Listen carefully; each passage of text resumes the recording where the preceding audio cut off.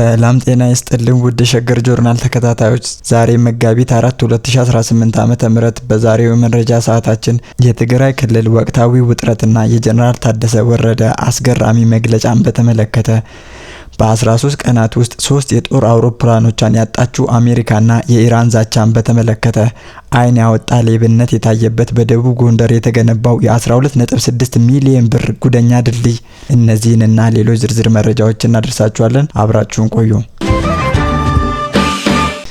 በኢትዮጵያ ለዓመታት የቀጠለው ትርጉም አልባ የወንድማማቾች ጦርነት ያስከተለው ጠባሳ ሳይሽር ዛሬም የፖለቲካ ሊቃኑና የጦር መሪዎቹ በድጋሚ ህዝቡ ወደ ሌላ ጦርነት የሚገፋፋ ንግግሮችን ማሰማታቸውን ቀጥለዋል። ሰሞኑን በመቀሌ ከተማ በተካሄደ የአጼ ዮሐንስ አራተኛ መታሰቢያ በዓል ላይ የትግራይ ክልል ጊዜያዊ አስተዳደር ፕሬዝዳንት ሌተናል ጀነራል ታደሰ ወረደ ያደረጉት ንግግር የክልሉን ብቻ ሳይሆን የሀገሪቱን የፖለቲካ ትኩሳት ወደ አዲስ ምዕራፍ አሸጋግሮታል። ሌተናል ጀነራል ታደሰ ወረደ በንግግራቸው ወቅት ወቅታዊ የፖለቲካ ሁኔታ እጅግ በከባድ ውጥረት ውስጥ መሆኑን ገልጸዋል። ጀነራሉ የሰላም አማራጮች ካልተሳኩ ተሸንፎ መኖር አማራጭ አይደለም በማለት አንጻራዊ ሰላም በማንኛውም ሰዓት ሊደፈርስ እንደሚችልና ህዝቡም ሆነ ሰራዊቱ ለማንኛውም አይነት ሁኔታ ተዘጋጅቶ መቆየት እንዳለበት አሳስበዋል።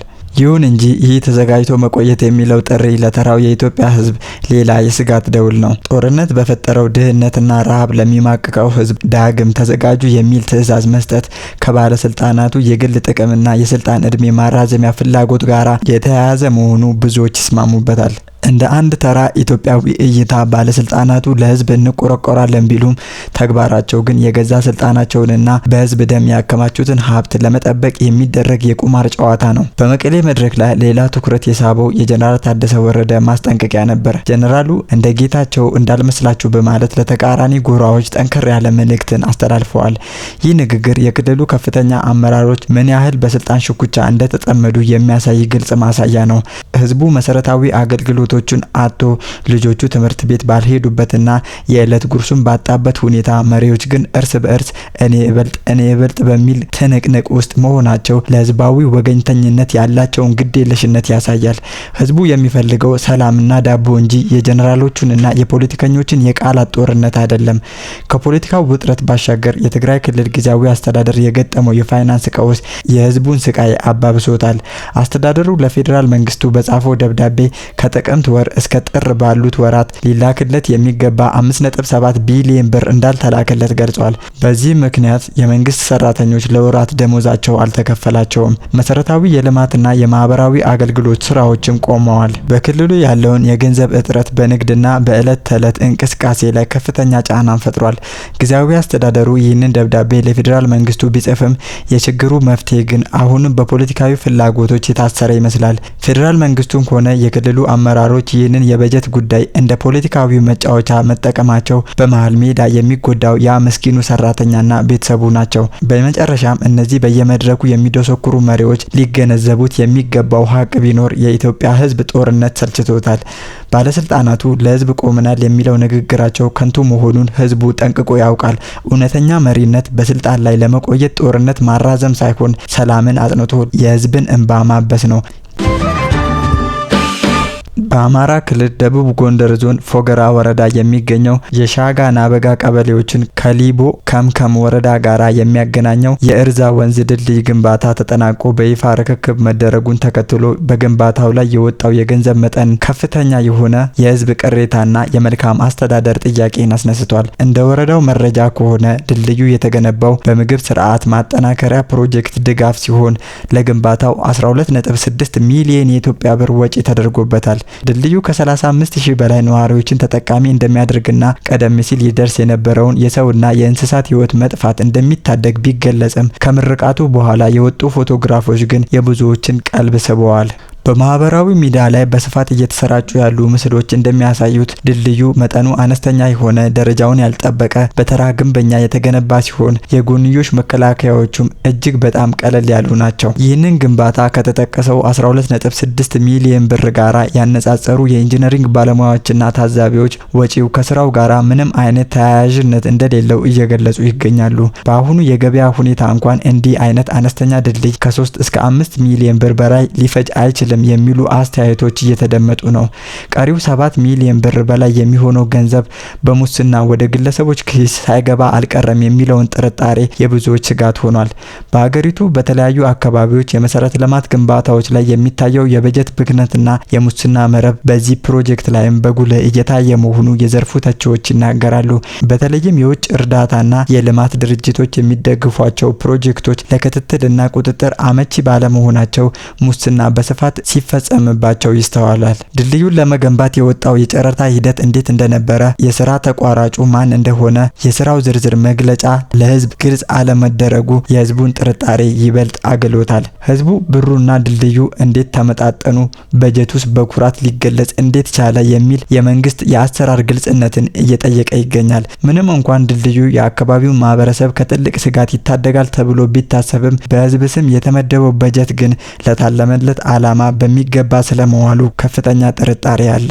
ለእንደነዚህ ያሉ አነስተኛ ግንባታዎች የሜጋ ፕሮጀክት ያህል በጀት በመመደብ የመንግስትና የለጋሽ ድርጅቶችን ገንዘብ ማባከን በአካባቢው የሚታየውን የልማት ጥም ይበልጥ ያባብሰዋል። በአሁኑ ወቅት የአማራ ክልል መንግስትም ሆነ የፎገራ ወረዳ አስተዳደር ስለ በጀቱ አጠቃቀምና ስለ ግንባታው ጥራት ዝርዝር ማብራሪያ እንዲሰጡ እንዲሁም ገለልተኛ ኦዲት እንዲደረግ ከፍተኛ ግፊት እየተደረገ ነው። በመካከለኛው ምስራቅ እየተባባሰ የመጣው ወታደራዊ ግጭት አዲስ ምዕራፍ በያዘበት በዚህ ወቅት በምዕራባዊ ኢራን የተከሰከሰውን የአሜሪካ የነዳጅ ጫኝ አውሮፕላንን ተከትሎ የአካባቢው ውጥረት ወደ ከፋ ደረጃ መሸጋገሩ ተነግሯል። የአሜሪካ ጦር ማዕከላዊ እዝ እንዳስታወቀው KC-135 የተሰኘው 6 የበረራ አባላትን አሳፍሮ የነበረው አውሮፕላን በመከስከሱ 4 ወታደሮች ህይወታቸው አልፏል። አውሮፕላኑ በኢራቅ ምድር የወደቀው አሜሪካ በኢራን ላይ የከፈተችውን መጠነ ሰፊ ወታደራዊ ዘመቻ ተከትሎ በተሰማራበት ወቅት ነው። ማዕከላዊ እዙ በመጀመሪያ ደረጃ ባወጣው መግለጫ አውሮፕላኑ የወደቀው በጠላት ተኩስ ስለመሆኑ የሚያሳይ መረጃ አለመኖሩን ቢገልጽም የክስተቱ መንስኤ አሁንም በጥብቅ እየተመረመረ ይገኛል። በተከሰከሰው አውሮፕላን አቅራቢያ የነበረው ሁለተኛ ወታደራዊ አውሮፕላን በሰላም ማረፍ የቻለ ሲሆን የሟች ወታደሮች ማንነት ለቤተሰቦቻቸው እስከሚገለጽ ድረስ ለሚቀጥሉት 24 ሰዓት ይፋ እንደማይደረግ ታውቋል። ይህ በቦይንግ ኩባንያ የተመረተውና በበረራ ላይ ለሚገኙ ተዋጊ ጄቶች ነዳጅ በማቅረብ የሚታወቀው KC-135 ከመጀመሪያው የባህረ ሰላጤ ጦርነት ጀምሮ በአሜሪካ ስልታዊ ወታደራዊ እንቅስቃሴዎች ውስጥ የጀርባ አጥንት ሆኖ ሲያገለግል የቆየ ስትራቴጂካዊ ንብረት ነው። አሜሪካ አውሮፕላኑ የወደቀው ወዳጅ አገር አየር ክልል ውስጥ ነው ብትልም የኢራን መንግስት ቴሌቪዥን ግን የተለየ ዘገባን እያስተላለፈ ነው። የቴህራን ባለስልጣናት እንደገለጹት አውሮፕላኑ የወደቀው በኢራን ደጋፊ ታጣቂዎች በተተኮሰ ሚሳኤል ነው።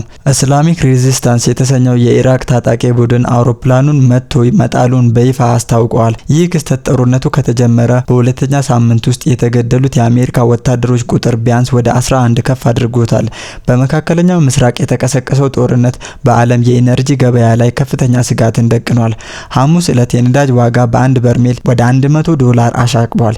ይህንን ተከትሎ የአሜሪካ ግምጃ ቤት ሚኒስትር ስኮት ቤኔት በገበያው ላይ መረጋጋት ለመፍጠር ሲሉ ከዚህ ቀደም በሩሲያ ነዳጅ ላይ ተጥሎ የነበረውን ማዕቀብ በከፊል ማንሳታቸውን አስታውቀዋል። ውሳኔው እስከ መጪው ሚያዝያ ወር የሚቆይ ሲሆን ሀገራት ቀድሞውኑ በመርከብ ተጭኖ በባህር ላይ ያለን የሩሲያ ነዳጅ እንዲገዙ ይፈቅዳል። ሚኒስትር ቤኔት እንደገለጹት ይህ እርምጃ ለሩሲያ መንግስት ከፍተኛ የፋይናንስ ጥቅም በማያስገኝና በአሁኑ ወቅት በጉዞ ላይ ባለ ነዳጅ ላይ ብቻ የተገደበ ነው ብለዋል። ከአባታቸው አያቶላ አሊ ካሚኒ ሞት በኋላ ስልጣን የያዙት አዲሱ የኢራን ጠቅላይ መሪ ሙጅታባ ካሚኒ ለመጀመሪያ ጊዜ ባስተላለፉት የቴሌቪዥን መግለጫ ዋሽንግተንን እና ቴል አቪቭን ክፉኛ አስፈራርተዋል። ሙጅታባ የሰማዕታቶቻችንን ደም ለመበቀል ወደ ኋላ አንድም በማለት በተለይም በሴቶች ትምህርት ቤት ላይ ደረሰ ያሉትን ጥቃት የአሜሪካ ቀጥተኛ ወንጀል ነው ሲሉ ፈርጀውታል። ጠቅላይ መሪው አክለውም በዓለም ላይ ካለው የነዳጅ ዝውውር 1/5 የሚተላለፍበትን የሆርሙዝ ሰርጥ የመዘጋት አማራጭ በንቃት ጥቅም ላይ እንደሚውል አስታውቀዋል። ይህ ዛቻ የዓለምን የንግድ እንቅስቃሴ ሊያስተጓጉል ይችላል በሚል ስጋት የአክሲዮን ገበያዎች እንዲቀንሱ